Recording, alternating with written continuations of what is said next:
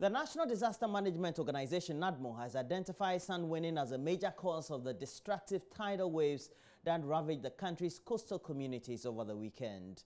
As part of efforts to bring relief to victims, officials of NADMO visited the central region and distributed items to residents affected by the tidal waves.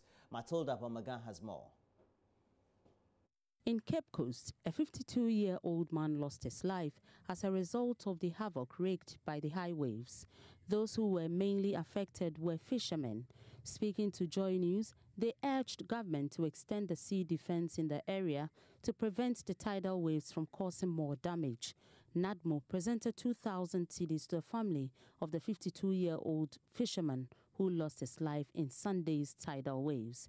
Director General of NADMO, Nanajiman Prempe, says the effect of Sunday's devastating waves is a result of the indiscriminate sand winning. There's one thing we realize, that most of this thing, even though the people are calling for permanent measures, long-term measures that will seize this kind of disasters and others, but some of the problems are from the people themselves.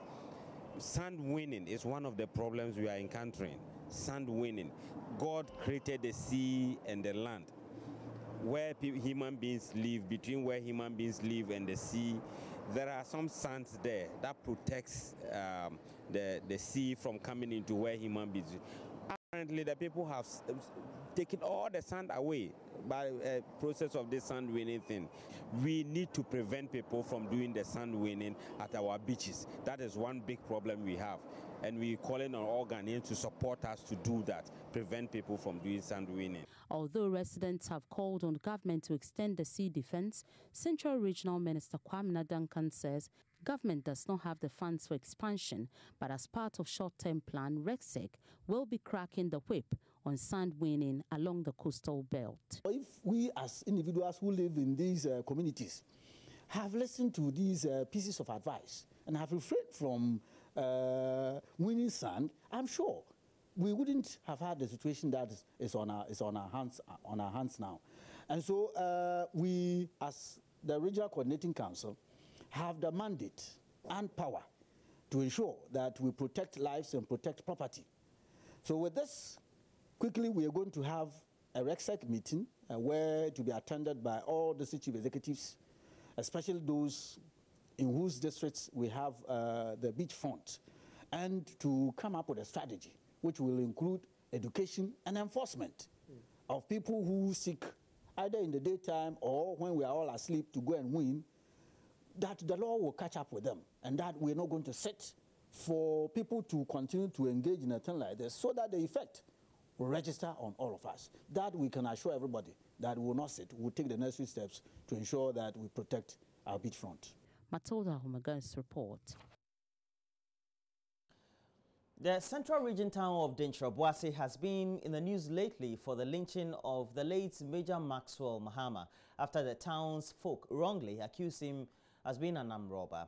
The town, following the killing, has become stigmatized with many raining curses on its people and giving them all sorts of names. The latest information available to Joy News, however, suggests the town apparently has a history that may well be haunting it and which its residents may wish to write off. Well, we have Shrouded FM's Ohimi Teria, who has been doing some digging and report on how the inhabitants had to relocate after their previous settlement was cursed. Denkyira-Obuasi attracted global attention when residents pounced on a military officer and beat him to death in broad daylight on the fateful Monday of 29th May 2017. Major Mahama had committed no crime except for the people suspecting he was an armed robber. The incident, according to sources, had been preceded in 2012 by the killing in similar fashion one of 3 men believed to be national security operatives.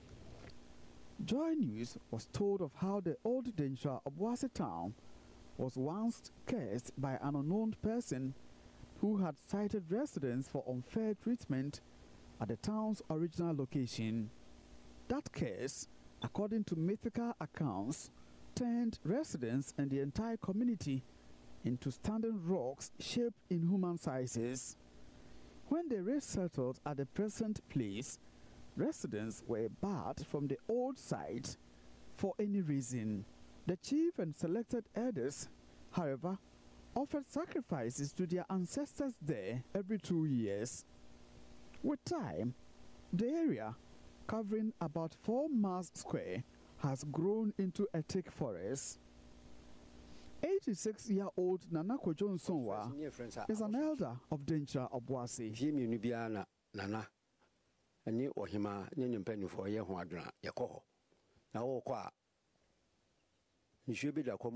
The town used to be called Obosomase. Chiefs and elders perform sacrifice to gods every 2 years. There used to be a river here where no one was allowed to step in, drink, urinate, or even spit in unless a sacrifice was made. People in the town were very wicked and never accepted foreigners or visitors. The day a family in the town accepted a visitor, people turned into rocks.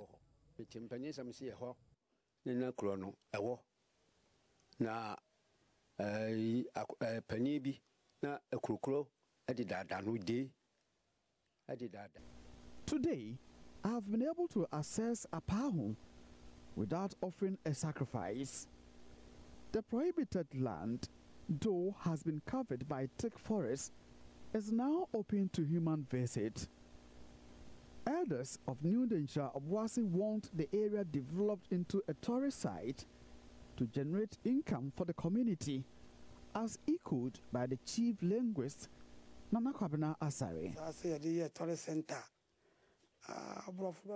If the place is turned into a tourist site, revenue will be generated for the community.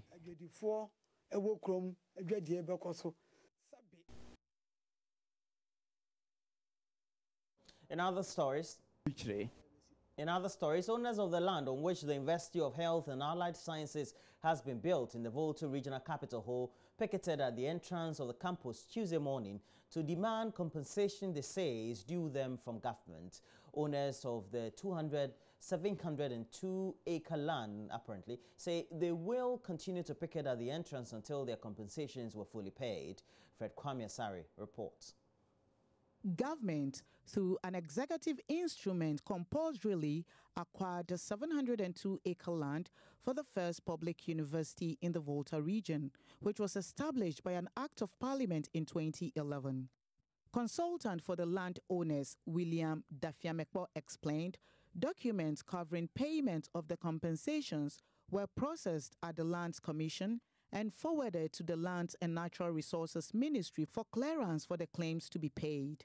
He added the Solicitor General at the Attorney General's Department in Accra confirmed to them the erstwhile Mahama government set aside 29.3 million Ghana cedis for payment of their compensations. I will process for land valuation. Based upon that, they issue offer letter stating amounts entitled to each landowner, which have been accepted by the landowners. And this thing was sent to the Minister of Lands and Natural Resources for just signature to approve it. He's just tossing the landowners up and down. Tomorrow, he's not in the office, he's going to Kumasi, he's going to so and so. And the people are dying. Do we allow the people to die before we come? No. So we are saying they should pay the people now. Otherwise, we will embarrass the school. Something nasty and call for will happen at the school. And that one, we should not be blamed as valuers, because the people are now fed up with government tactics of delaying the payment. So if something should happen, they should not blame anybody. Secretary of the Landowners, Dr. Winfred Kwame Nakoche, emphasized they would continue to picket at the campus until their compensations are paid because government has failed to honor its promises. They took the land from us, promising to finish the documentation and pay us immediately. 1.5 years ago, they finished their documentation. So we've been after them, all that, organizing press conferences for them to pay us. And we even went to see the Attorney General at Accra twice. And she promised us that the money for our land has been put into an escrow account. So money is not a problem, but as soon as they finish their documentation, they will pay us. Another landowner, Patricia Dogbe, lamented life has been difficult after government took away her 15-acre family land, which they used for farming to support the family as well as the education of their ward. We used to farm here to support the family, but since they took the land, we are no more farming. So up to now, they refuse to pay us. Even we have been going to court. They said next month they will pay us. By March they will pay us. Up to now. And on that too, people are dying, leaving the land. Why can't we enjoy our land money before we go to our ancestors? So we should try to pay us our money.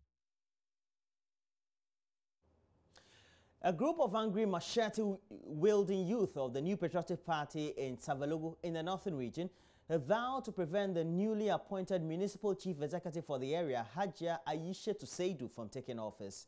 The violent youth group, numbering about 100, staged the demonstration, accusing the MC of bribing assembly members to endorse her.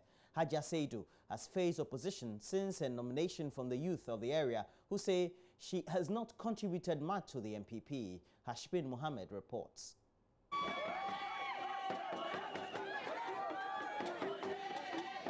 The youth, clad in red and holding placards, marched through the principal streets of the district and finally converged at the forecourt of the Municipal Assembly to lock up the office of the Municipal Chief Executive, Hajia Aisha Tuseidu. The Municipal Chief Executive is here to make her first official visit to her office 30 days after she was sworn in. But there have been threats on her life by the angry youth, barring her from attending gatherings as guest of honor and threatening to make life unbearable for her should she report at her post. The group said Hajia Aisha Tuseidu is not a committed member of the NPP and did not also cast her votes in any of the constituencies in the municipality. We still stand by our early position before the confirmation that the said Hajia Aisha Tuseidu is not acceptable as the MC for Savalogo Nanton Municipal Assembly. Our reasons remain unchanged. 1. Hajia Aisha is not a registered voter in either of the 2 constituencies in the district. 2. She has never participated actively in any MPP activity in any of the 2 constituencies in the municipality. 3. She bribed the assembly members. I repeat, she bribed the assembly members to confirm her, which is a criminal act under the Constitution. Though the police gave protection to the group throughout the demonstration, they looked on as they locked up the office of the Municipal Chief Executive.